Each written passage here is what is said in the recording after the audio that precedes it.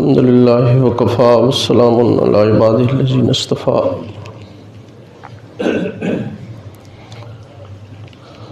اما بعد فاعوذ باللہ من الشیطان الرجیم. بسم اللہ الرحمن الرحیم.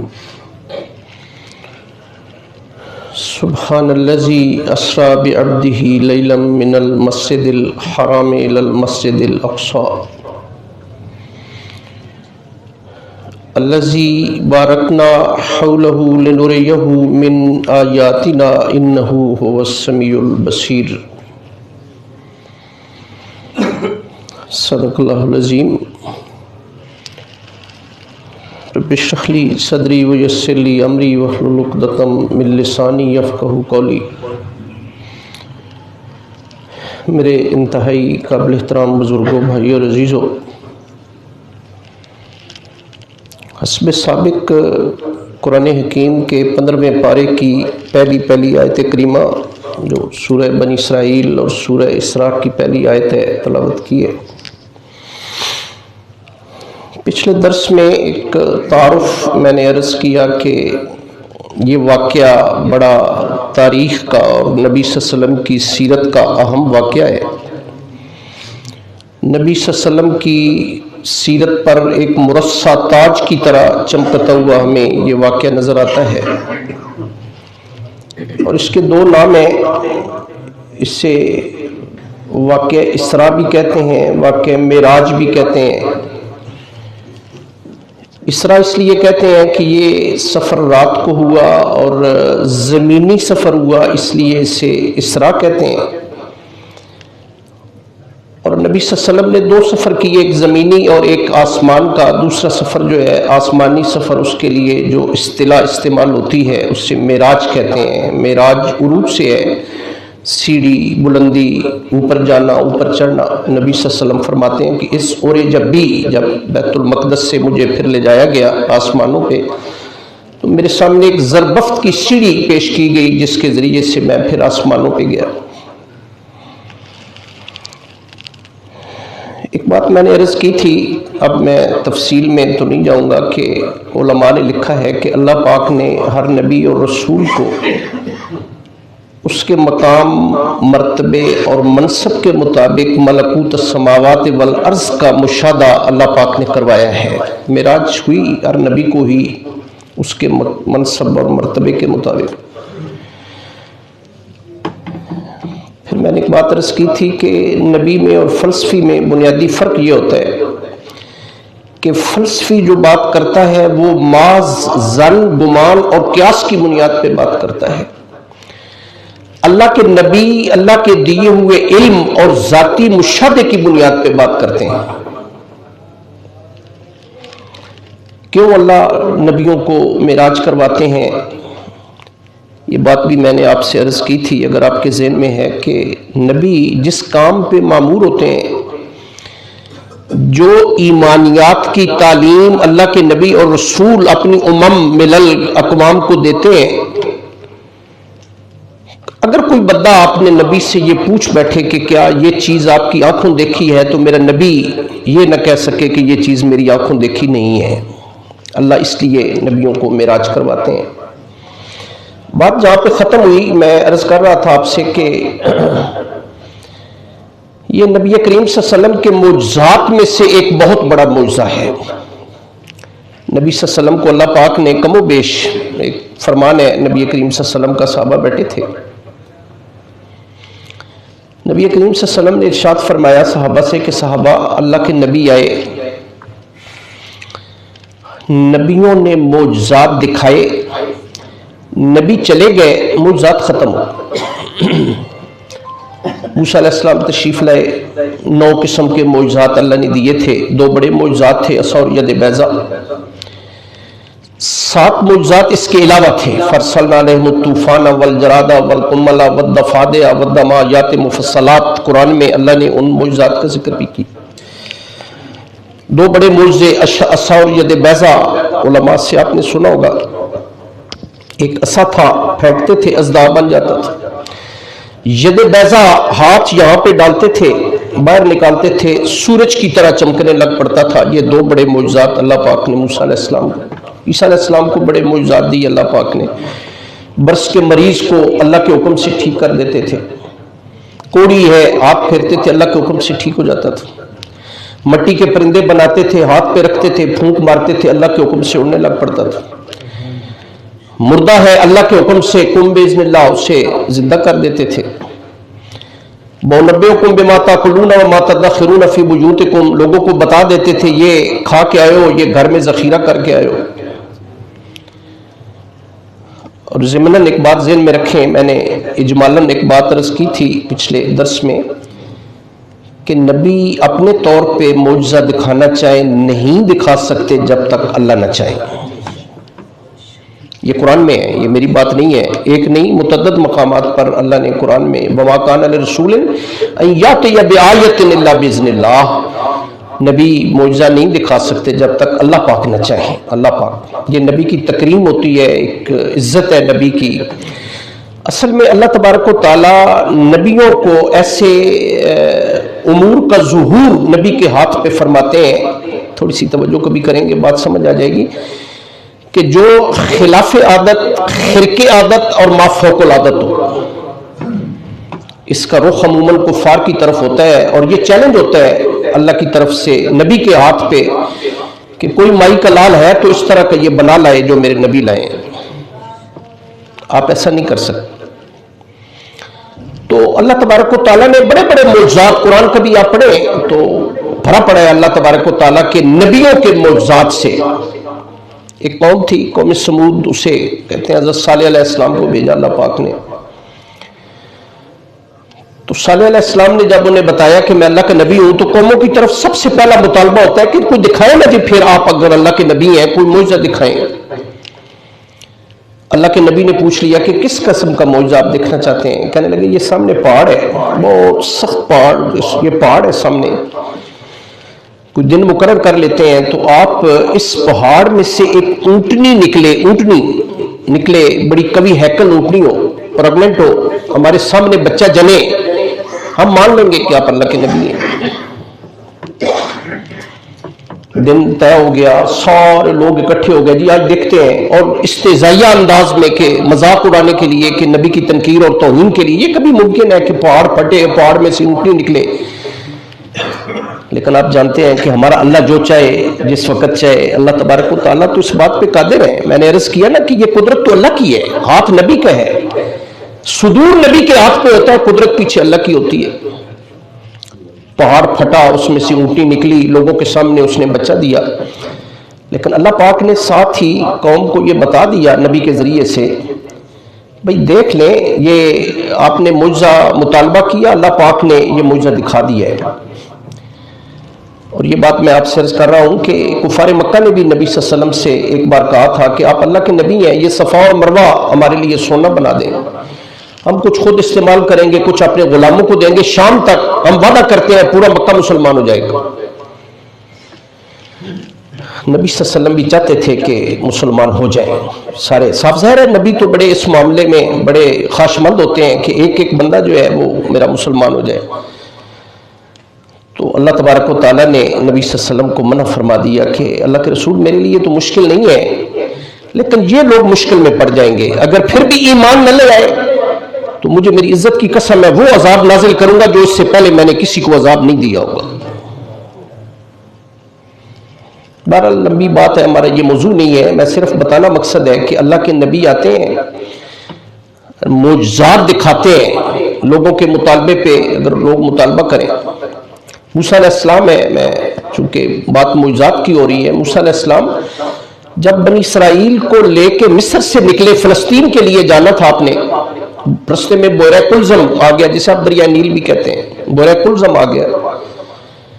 تو موسیٰ علیہ السلام کے ساتھ 6,70,000 لوگ تھے بنی اسرائیل کے.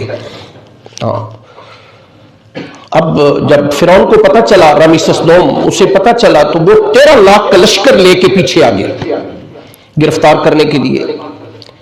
اب آگے بحیرہ کلزم ہے، پیچھے 13 لاکھ کا لشکر ہے. بنی اسرائیل الجھ پڑے جناب موسیٰ علیہ السلام سے کہ کیا ہمارے لیے مصر میں قبرستان ختم ہو گئے تھے کہ ہمیں مروانے کے لیے یہاں پہ لے آئے ہو؟ آگے بورہ کلزم ہے، پیچھے 13 لاکھ کا لشکر ہے، صاف ظاہر ہے بھی اب ہم نے مرنا ہے۔ اللہ پاک فرماتے ہیں کہ اللہ کے نبی آپ انہیں فرما دیں پریشان نہ ہو۔ اللہ نے فرمایا یہ عصا جو ہے یہ ذرا مارے اس پہ، دریا پہ مارے، بس فرقنا بکم البحر فانجیناکم وغرقنا آل فرعون وانتم تنظرون۔ اللہ نے فرمایا موسیٰ علیہ السلام سے آپ اپنا عصا ذرا مارے اس پہ، بورہ کلزم پہ مارے، مارا۔ آپ یقین کریں اللہ قرآن میں فرماتے ہیں کہ یہ پانی ہم نے اس طرف روک دیا، یہ پانی ہم نے اس طرف روک دیا، اور ایسے روکا تھا کہ طور العظیم، جیسے بڑے بڑے پہاڑ کھڑے ہوتے ہیں، پانی کھڑا ہے، اس طرف کھڑا ہے، یہ اس طرف کھڑا ہے۔ 12 بیٹے تھے، 12 قبائل تھے، 12 رستے اللہ پاک نے بورہ کلزم میں سے پیدا۔ خدا کی قسم کسی ایک بنی اسرائیلی کے پاؤں تک بھی گیلے نہیں ہوئے، ایسے اللہ پاک نے رستہ بنا دی۔ وہ جب فرعون اور آل فرعون نے دیکھا، انہوں نے کہا بھی موسیٰ نکل گئے، موسیٰ بنی اسرائیل نکل گئے، ہمارے لیے کیا مشکل ہے۔ این درمیان میں آئے، اللہ پاک نے پانی کو حکم دیا کہ پانی چل۔ 13 لاکھ میں سے ایک بندہ بھی زندہ نہیں رہنے دیا اللہ پاک نے۔ معجزہ ہے اللہ پاک نے دکھایا۔ آج ہمارے بچے یا زیادہ جو مٹیریلسٹک لوگ، زیادہ روشن خیال لوگ پڑھ جاتے ہیں، وہ کہتے ہیں جی یہ کیسی باتیں آپ کر رہے ہیں، عقل ہی نہیں مانتی۔ عقل کا دائرہ کار ہے، عقل اس سے آگے تو سوچ ہی نہیں سکتی، اور معجزہ جو ہے یہ تو عقل سے ورا بات ہے۔ معجزہ کہتے ہی اسے ہے کہ جہاں پہ انسانی عقل عاجز آ جائے، وہ سوچ ہی نہ سکے، سوچ کی حدیں ختم ہو جائیں۔ جہاں پہ ہمارے سوچ کی، عقل کی حدیں ختم ہوتی ہیں، وہاں سے معجزے کا علم شروع ہوتا ہے۔ این جیم زے اس کے روٹس ہے، مادہ ہے، عاجز آ جانا، انسانی عقل عاجز آ جائے جہاں پہ، اسی تو معجزہ کہتے ہیں، یہی تو معجزہ ہے۔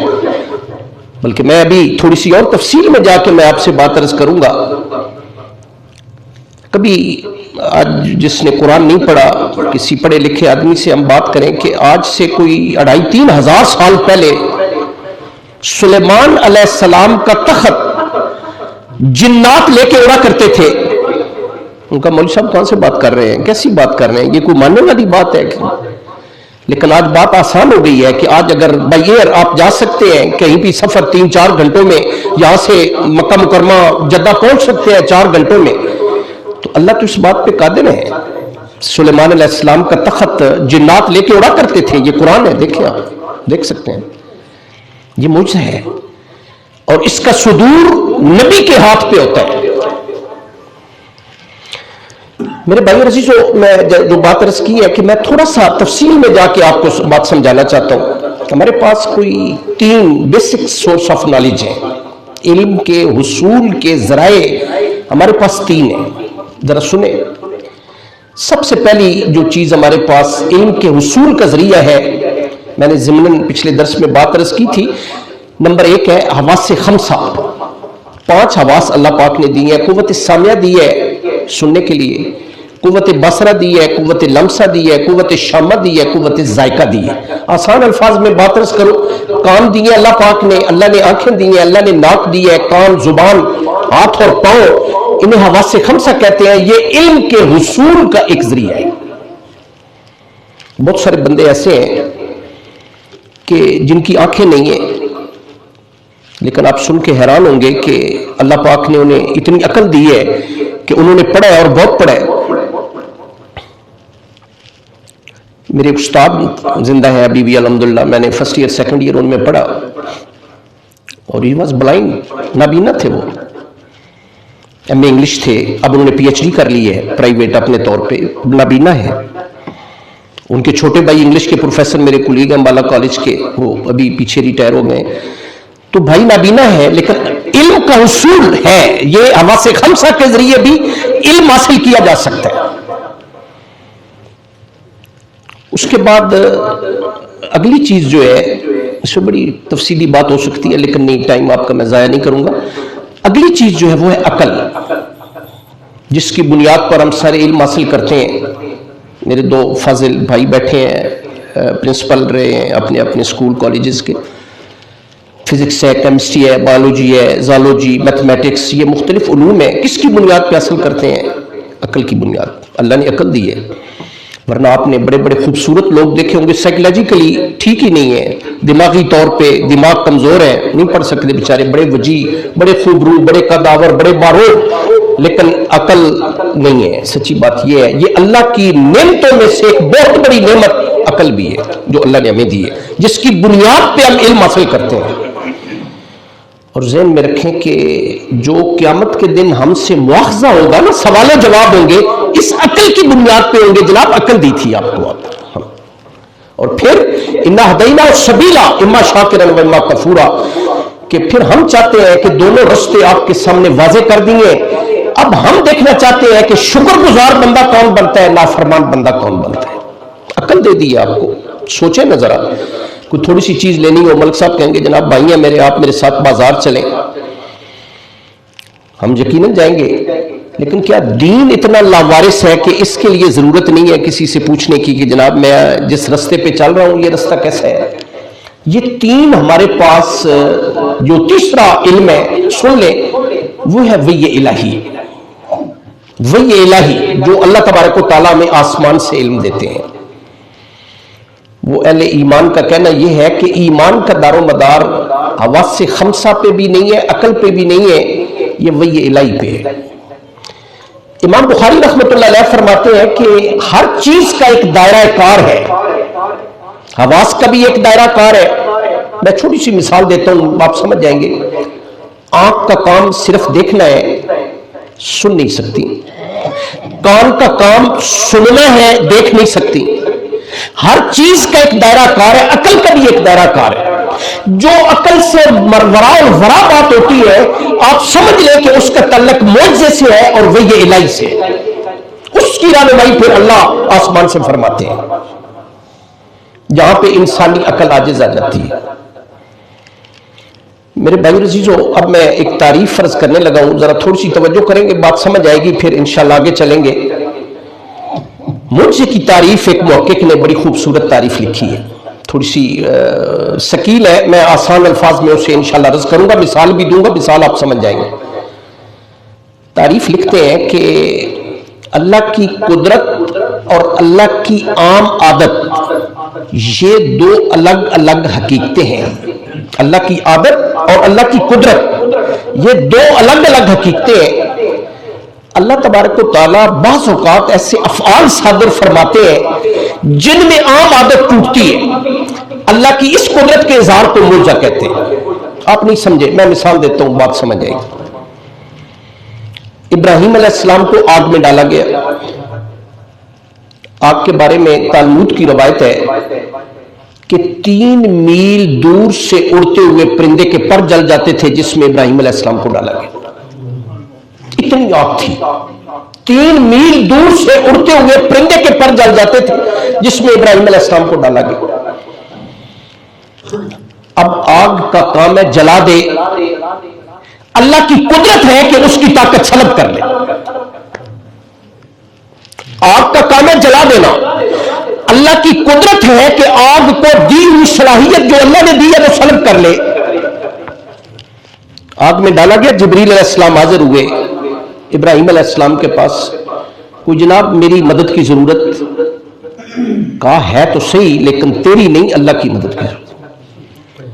अल्लाह पाक ने आग को खिताब करके फरमाया, कुरान में है 17वें पारे में, कुल्ला या नारो कूनी बर्दन व सलामन अला इब्राहीम, ए आग इब्राहीम अलैहिस्सलाम पर गुलजार बन जा, न ठंडी हो जा न ज्यादा गर्म हो जा।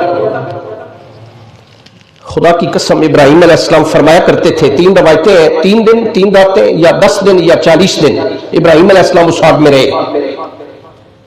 कहते हैं जो लुत्फ मुझे उस आग में आया वो बाप के घर में भी नहीं आया। इसे मुझसे कहते हैं, इसका तल्लक ये अब इंसानी अकल ये बातें नहीं सोच सकती यार, ये कैसे मुमकिन है। आप कह रहे हैं 3 मील दूर से उड़ते हुए परिंदे के पर जल जाते हैं और इब्राहीम अलैहिस्सलाम को आग में डाला गया इब्राहीम अलैहिस्सलाम को, और इब्राहीम अलैहिस्सलाम आग के अंदर चल रहे हैं। नमरूद और आपका वालिद आज़र बैठ के देख रहे हैं कि इब्राहीम अलैहिस्सलाम जो है वो आग में चल रहे हैं।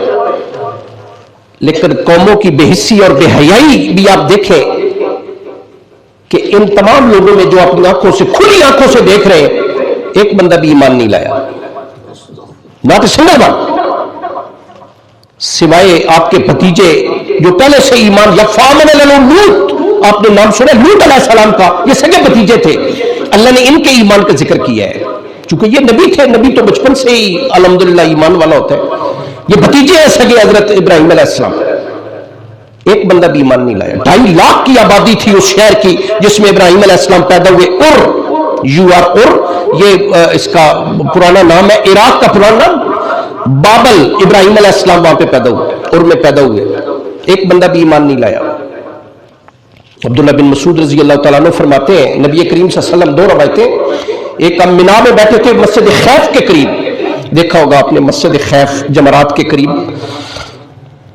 ایک میں جبل ابو قبیس، یہ ابھی کبھی باہر نکلے حرم سے باہر نکلے سامنے والا پہاڑ جو ہے یہ جبل ابو قبیس ہے۔ عبداللہ بن مسعود کہتے ہیں میں نبی کریم صلی اللہ علیہ وسلم کے ساتھ تھا، کفار مکہ نے ایک دن 14ویں کا چاند طلوع تھا، پروگرام بنایا بھی یار آج محمد کو تنگ کرتے ہیں صلی اللہ علیہ وسلم، آ کے کہنے لگے محمد آپ اللہ کے رسول ہیں نا، رسول ہوں، پھر اپنے اللہ سے کہو یہ چاند جو ہے اس کے 2 ٹکڑے کر دے، یہ چاند اللہ نے قرآن میں ذکر کیا ہے سورہ قمر میں، نبی کریم صلی اللہ علیہ وسلم نے اللہ سے عرض کی، اللہ پاک نے فرمایا کہ اللہ کے رسول آپ اسے اشارہ کریں، اشارہ کیا، ایک چاند کا آدھا ٹکڑا جبل ابی قیقان کے اس طرف چلا گیا اور ایک جبل ابو قبیس کے اس طرف چلا گیا، کھلی آنکھوں سے دیکھا، اور ایک دوسرے کو کہہ رہے یار یہ کیا ہو گیا ہے؟ خدا کی قسم ایک بندہ بھی ایمان نہیں لایا مکہ میں، کہنے لگے محمد جادو کر دیا ہے تم نے ہماری آنکھوں پہ۔ یہ میرے بچے جو ہیں میں ان کے نالج کے لیے عرض کروں، ہندوستان میں مالابار میں، ہندوستان کی تاریخ اٹھا کے کبھی دیکھیں، مالابار کا راجہ اپنی بیوی کے ساتھ اپنی اس میں جو محل تھا اس کے لان میں بیٹھا ہوا تھا، اس نے یہ منظر دیکھا، اب اسے تو نہیں پتا تھا مکہ مکرمہ کہاں، یہ ٹیلی فونک سسٹم اور یہ ٹی وی وغیرہ تو نہیں تھے، عرب سے تاجر آتے تھے، عرب سے تاجر آئے، انہوں نے نبی صلی اللہ علیہ وسلم کا تعارف کروایا اور اس کا تعارف بھی کروایا کہ آپ نے چاند کو 2 ٹکڑے کر دیا، اس نے اپنی آنکھوں سے مشاہدہ کیا تھا ہندوستان میں، تاریخ اٹھا کے مالابار کی دیکھیں، وہ یہاں پہ بیٹھ کے مسلمان ہو گئے۔ تو بھئی یہ واقعہ معراج جو ہے اصل میں اتنی تمہید اس لیے باندھی ہے کہ ہمارے مسلمان مفسرین نے ان کا انکار کیا ہے۔ یہ 47 سے پہلے جب انگریز کی حکومت تھی تفاسیر لکھی گئی قرآن کی، انہوں نے سارے نبیوں کے معجزات اور محمد رسول اللہ کے معجزات کا انکار کر دیا اپنے آقاؤں کو انگریزوں کو خوش کرنے کے لیے۔ جی یہ معراج جو ہے یہ خواب میں ہوا، روحانی طور پہ ہوا، جسمانی طور پہ یہ معراج نہیں ہوا۔ آج ہمارے جی بچے پڑھے لکھے جو ہیں وہ اس کا انکار کرتے ہیں، جی ہم تو نہیں مانتے، ان معجزات کو نہیں مانتے کہ نبی کریم صلی اللہ علیہ وسلم جو ہے وہ تو خواب میں تشریف لے گیا یا روحانی طور پہ آپ کو معراج کروایا گیا، جسمانی معراج جناب محمد رسول اللہ کو نہیں ہوا۔ تو نہیں، انشاءاللہ میں بہت ساری باتیں آپ سے عرض کروں گا اور کوشش کروں گا کہ میں قرآن حکیم کے حوالے سے اور اس کی اتھینٹسٹی کیا ہے وہ میں آپ کے سامنے آج عرض کروں گا، بقیہ بات انشاءاللہ پھر میں عرض کروں گا آپ سے۔ اور ایک بات اور ذہن میں رکھیں کہ معجزے اور جادو میں یہ فرق ہوتا ہے کہ جادو میں صرف صورت بدلتی ہے، معجزے میں حقیقت بدلتی ہے۔ مثال دیتا ہوں، موسیٰ علیہ السلام کا جو ہے وہ جادوگروں سے مقابلہ ہوا، فرعون نے مقابلہ کروایا، بڑے بڑے جادوگر آئے، انہوں نے اپنی رسیاں پھینکی، وہ سانپ بنے لیکن متحرک نہیں تھے، ان کی صورت بدلی۔ جناب موسیٰ علیہ السلام نے اژدہا پھینکا، وہ حقیقتاً اژدہا بنا اور سارے سانپوں کو نگل گئے۔ یہ فرق ہے جادو میں اور معجزے۔ ایک روایت میں آپ سے عرض کر رہا تھا کہ صحابہ بیٹھے تھے، نبی کریم صلی اللہ علیہ وسلم نے صحابہ سے فرمایا صحابہ اللہ نے ہر نبی کو معجزہ دیا، نبی آئے معجزات دکھائے، نبی چلے گئے معجزات ختم ہو گئے۔ موسیٰ علیہ السلام کے معجزات، موسیٰ علیہ السلام دنیا سے چلے گئے معجزات ختم ہو گئے، عیسیٰ علیہ السلام آسمان پہ اٹھا لیے گئے معجزات ختم ہو گئے۔ اللہ نے مجھے، رسول اللہ فرماتے ہیں، کم و بیش 3000 معجزات اللہ نے مجھے عطا فرمائے، یہ رسول اللہ کا فرمان۔ صحابہ ایک وقت آئے گا میں بھی اپنے اللہ کے پاس چلا جاؤں گا، رب ذوالجلال کی قسم ہے میرا قرآن والا معجزہ قیامت تک باقی رہے گا۔ دیکھ لیں آپ، 1450 साल हो गए, अल्हम्दुलिल्लाह इसके ज़बर ज़ेर पेश में फ़र्क नहीं आया कुरान हकीम। ज़ालिकल किताबु ला रैब फ़ीह व इन कुंतुम फ़ी रैबिम मिम्मा नज़्ज़लना अला अब्दिना फ़ातू बिसूरतिन मिन मिस्लिही वदऊ शुहदाकुम मिन दुनिल्लाहि इन कुंतुम सादिकीन। तो मेरे भाई अजीज़ो, ये कुरान वाला मुइज़ा क़यामत तक इंशाअल्लाह बाकी रहेगा। अब हम देखते हैं कि ये जो वाक़या मेराज है, इसकी ऑथेंटिसिटी क्या है, इसकी सेहत क्या है। अगर आपसे सवाल किया जाए कि जी इसका मानना कितना कि ज़रूरी है, सबसे पहली बात तो ये है कि एक मुसलमान आदमी जो है उसके लिए तो इतना ही लाजिम है कि जितना रसूलुल्लाह की ज़ात पर ईमान लाना ज़रूरी है, इतना ही मुझे पर ईमान लाना ज़रूरी है। मुझा कतीउ सबूत होता है, इसमें गलती का इम्कान नहीं होता। हाँ, एक बात और आपने ज़हन में रखनी है कि मुमकिन आप तो इसे तस्लीम न करें बाज़ भाई जो है, लेकिन मेरी जो राय है कि बाज़ लोग जो बड़े नेक आबिद जाहिद मुत्तकी वाकई मुत्तकी हैं, अमलन मुत्तकी लोग हैं, उनके हाथ से करामत का ज़हूर मुमकिन है। ये बात ज़हन में रखें। और ये भी उनका कमाल नहीं होता, ये कमाल अल्लाह का होता है, हाथ उस वली का होता है जिसके हाथ से करामत का ज़हूर होता है। लेकिन हर बंदा जो है जिसे आप वली समझ रहे हैं, ये भी वली है जी, ये भी वली है, नहीं, ऐसे नहीं है। सच्ची बात ये है, एक मुहक्किक ने बड़ी खूबसूरत बात लिखी है कि एक दावा करने वाला कि जी मैं बड़ा बुजुर्ग हूं और वली हूं, नहर पे, दरिया पे, समुद्र पे चल के आ रहा हो, पानी पे चल के आ रहा हो, और नबी सल्लल्लाहु अलैहि वसल्लम की एक सुन्नत कभी तारे को, खुदा की कसम वो बंदा कभी वली नहीं हो सकता। ये बात ज़हन में रखें। और वो जो करामत दिखाएगा वो ज़मीन सबूत होगी, कतीउ सबूत नहीं होगी, उसमें गलती का इम्कान है, मुझसे में गलती का इम्कान नहीं है। बाकी आप मुझसे ज्यादा जानते हैं, माशाल्लाह रोजाना दर्स भी सुनते हैं बहुत सारी। जो चीज़ मैं समझता हूँ एक कंपैरिजन करके मैं आपके सामने अर्ज कर रहा हूँ, वो कतीउ सबूत है, वो ज़नीउ सबूत है। उसका सुदूर नबी के हाथ पे होता है, कुदरत अल्लाह की होती है। इसका सुदूर वली के हाथ पे होता है, कुदरत पीछे अल्लाह की होती है। और इसमें गलती का इम्कान है, उसमें गलती का इम्कान नहीं। अब इसकी सेहत क्या है, दलील क्या है इसकी मुझे की, और वाक़या मेराज जो है इसका जिक्र कहीं कुरान में भी है? हाँ है। सबसे पहले तो हम देखेंगे कि क्या कुरान में वाक़या मेराज का जिक्र है। दो मकामात पर है कुरान में।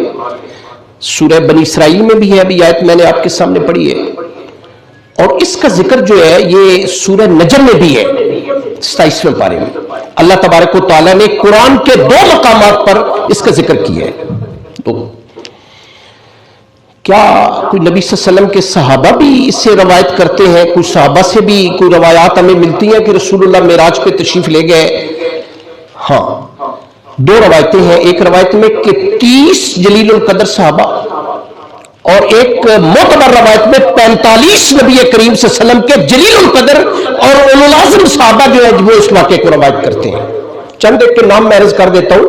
अगर आप अहादीस पढ़ते हैं, सुनते हैं, तो उनकी सेहत के बारे में आप जो है वो देख सकते हैं। हजरत उमर फारूक रज़ी अल्लाह तआला अन्हु रवायत करते हैं। उमर फारूक कौन है आप जानते हैं ना? रसूलुल्लाह सल्लल्लाहु अलैहि वसल्लम ने फरमाया, मुझे 2 वजीर अल्लाह ने आसमान के और 2 वजीर अल्लाह ने मुझे जमीन के अता किए हैं।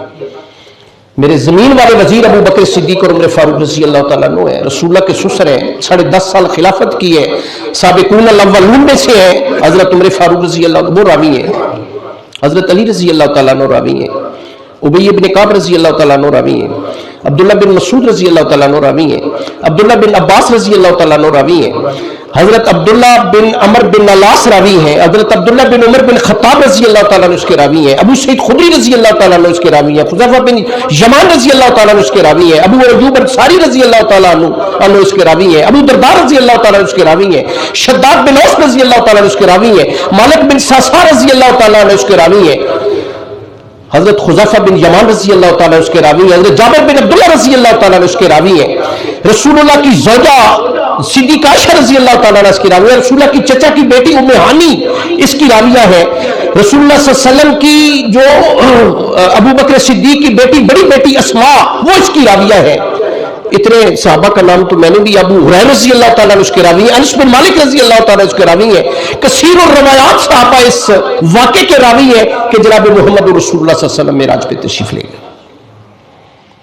तो गोया जिसका जिक्र कुरान में भी है, जिसका जिक्र रसूलुल्लाह के किबार सहाबा भी कर रहे हैं, تو میرا خیال ہے کہ ایک مسلمان کے لیے ضروری ہے کہ وہ یہ تسلیم کرے کہ یہ واقعہ معراج جناب محمد رسول اللہ صلی اللہ علیہ وسلم کو، اور پھر صرف وہ نہیں، سن لیں خلفائے راشدین بھی، رسول اللہ کے تمام صحابہ، رسول اللہ کے تمام تابعین، تمام تبع تابعین، اس کے بعد جتنے مفسرین، محدثین، متکلمین، جمہور علماء، خلف اور سلف، اور اولیاء کرام اور صوفیاء اعظام، اور آج تک جتنے جید علماء ہیں وہ تسلیم کرتے ہیں کہ جناب محمد رسول اللہ صلی اللہ علیہ وسلم کو یہ معراج حالت بیداری میں بجسد انصری رسول اللہ اپنے جسم عطر کے ساتھ اپنے اللہ کے پاس تشریف لے گئے۔ پھر صرف یہ نہیں، یہ تو وہ دلائل ہیں جو رسول اللہ صلی اللہ علیہ وسلم کے صحابہ اور اللہ کا قرآن جو ہمیں ارشاد فرما رہے ہیں۔ آپ حیران ہوں گے کہ نبی کریم صلی اللہ علیہ وسلم جب معراج سے واپس تشریف لے آئے، صدیقہ عائشہ رضی اللہ تعالیٰ عنہ روایت کرتی ہیں، حوالہ دیکھنا چاہیں مستدرک حاکم میں اور بہقی میں دلائل النبوہ کے حوالے سے صدیقہ عائشہ رضی اللہ تعالیٰ عنہ روایت کرتی ہیں کہ رسول اللہ صلی اللہ علیہ وسلم نے جب یہ واقعہ بیان کیا تو بعض صحابہ جو ہیں جن میں ابھی نئے نئے مسلمان ہوئے تھے وہ مرتد ہو گئے کہ یہ واقعہ عقل نہیں مانتا۔ تو جو بندہ عقل کو معیار بناتا ہے، اگر یہ واقعہ خواب کا ہوتا تو مرتد کیوں ہوتے؟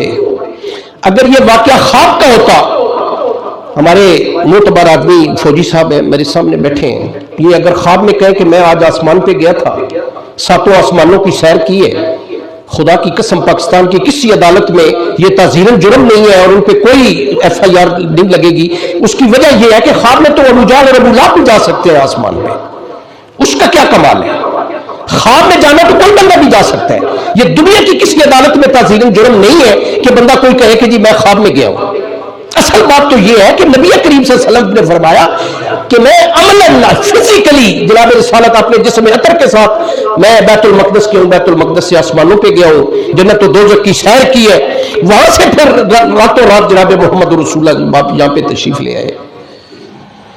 تو اس لیے یہ بات ذہن میں رکھیں کہ ہمارا یقین ہے، الحمدللہ ہمارا ایمان ہے کہ جناب محمد رسول اللہ صلی اللہ علیہ وسلم جو ہے وہ اپنے اسی جسم عطر کے ساتھ جو اللہ پاک نے عطا کیا، اور صرف یہ نہیں، کبھی آپ دیکھیں آگے آئے گا میں انشاءاللہ عرض کروں گا، رسول اللہ صلی اللہ علیہ وسلم کو براق پہ سوار کرایا گیا، جب براق پہ سوار کرایا براق نے ذرا شوخی کی، حدیث میں آتا ہے جناب جبریل علیہ السلام نے تھپکی دی اور ناراض ہو کے کہا رب ذوالجلال کی قسم ہے آج تک تیری پیٹھ پہ محمد رسول اللہ سے بڑی سواری سوار نہیں ہوئی، یہ تیری شوخی کیسی؟ پسینے پسینے ہو گئے شرمندگی سے براق جو ہے۔ بھائی خواب میں جانے کے لیے تو یہ کہنے کی ضرورت ہی نہیں ہے۔ نبی کریم صلی اللہ علیہ وسلم کو بیت المقدس میں 3 روایتیں ہیں، 2 پیالے پیش کیے گئے، 3 یا 4 پیالے پیش کیے گئے، ایک میں شہد ہے، ایک میں دودھ ہے، ایک میں پانی ہے، ایک میں شراب ہے۔ جناب محمد رسول اللہ نے دیکھا، آپ نے وہ جو ہے دودھ پیا، آپ نے جبریل علیہ السلام نے عرض کیا کہ اللہ کے رسول اللہ بھی یہ چاہتے تھے کہ آپ دودھ پہ آپ نے فطرت کو پا لیا ہے۔ بھئی خواب میں تو اس کی ضرورت نہیں تھی، سچی بات یہ ہے اگر دیکھا جائے، یہ تو عملاً اگر آپ نے کسی سواری پہ سوار ہونا ہے تو روح کی سواری کے لیے تو اس کی ضرورت ہی نہیں ہے۔ ایک بات میں عرض کر کے میں بات ختم کرتا ہوں، نبی کریم صلی اللہ علیہ وسلم نے 7 ہجری میں غزوہ خیبر کے بعد بادشاہوں کو اور سرداروں کو خطوط لکھے، کیسر روم کو خط لکھا، آپ نے کسرا ایران کو خط لکھا، مقوقس مصر کو خط لکھا، نجاشی شہنشاہ کو، بہت سارے جتنے بھی بڑے بڑے سردار تھے انہیں اور بادشاہ تھے انہیں نبی کریم صلی اللہ علیہ وسلم نے خط لکھے۔ دلچسپ اور خوبصورت روایت میں بات عرض کرتا ہوں اور ختم کرتا ہوں۔ نبی کریم صلی اللہ علیہ وسلم نے خط لکھے تو خط جو کیسر روم کو لکھا، کیسر روم نے کہا کہ اگر کوئی بندہ نبی کو جاننے والا ہو، کیونکہ لوگ تجارت کے لیے جاتے تھے، مکہ مکرمہ سے جاتے تھے، کوئی بندہ محمد کا ذاتی طور پہ جاننے والا، پتہ چلا جی ابو سفیان جو ہے وہ آئے ہیں۔ ابو سفیان اس وقت تک مسلمان نہیں ہوئے تھے، ابو سفیان فتح مکہ کے موقع پہ مسلم، اور یہ 8 ہجری کی بات ہے، یہ 7 ہجری کی بات میں عرض کر رہا ہوں، یعنی ان کے قبول اسلام سے تقریباً 1 سال پہلے کی بات ہے۔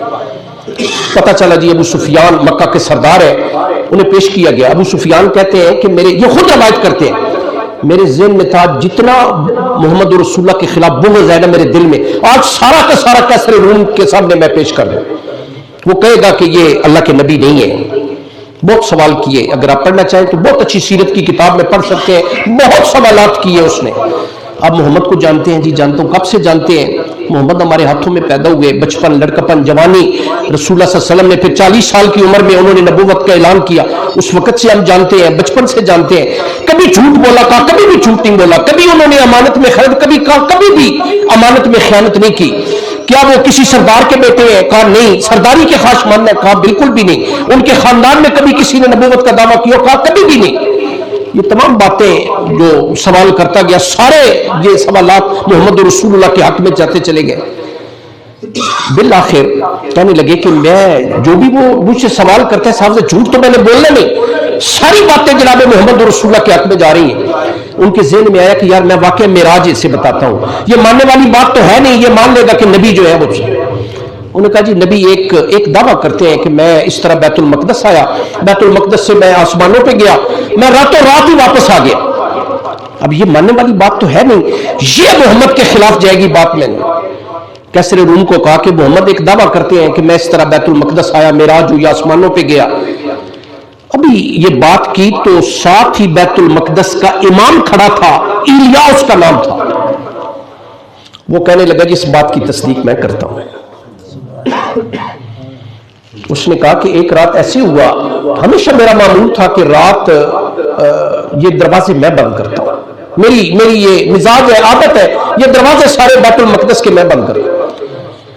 ایک رات میں ایک یہ مین دروازہ جو ہے بڑی کوشش کی، یہ دروازہ بند نہیں ہوا۔ میں نجار کے پاس گیا، جو درخان ہے جس نے یہ دروازے بنائے تھے، اس کے پاس گیا۔ میں نے کہا یار یہ مین دروازہ آج بند نہیں ہو رہا، پتہ نہیں کیا وجہ ہے۔ وہ میرے ساتھ آیا، نجار ہے، اس سے آج بھی پوچھ سکتے ہیں، وہ موجود ہے۔ نجار آیا، اس نے دیکھا وہ ہلی جلی نہیں وہ دروازہ۔ اس نے کہا جی لگتا ہے کہ چھت کا وزن اس دروازے پہ آ گیا ہے، صبح دیکھیں گے اسے۔ ایلیا کہتا ہے بیت المقدس کا امام، میں صبح کے لیے جب آیا، صبح سویرے میں آیا تو میں نے دروازہ دیکھا تو دروازہ بالکل ٹھیک روٹین کے مطابق وہ کھل بھی رہا ہے، بند بھی ہو رہا ہے۔ مجھے ریئلائز ہوا، میں نے باہر پتھر پڑا ہے، ایک پتھر میں میں نے ایک سوراخ دیکھا اور لگا کہ کوئی سواری بندھی ہے یہاں پہ۔ پھر مجھے پتا ہے کہ ہماری کتابوں میں نبی آخر الزمان کے معجزات میں ایک معجزہ ہے کہ وہ بیت المقدس آئے گا، سارے نبیوں کو نماز پڑھائے گا، پھر یہاں سے آسمانوں پہ جائے گا۔ وہ نبی کی معراج والی رات تھی۔ وہ یہودی عالم مان رہا ہے، آج کا مسلمان بھائی ہمارا ماننے کے لیے تیار نہیں ہے۔ باقی گزارشات انشاءاللہ اگلے درس میں۔ اللہ آپ کو مجھے عمل کی توفیق نصیب فرمائے۔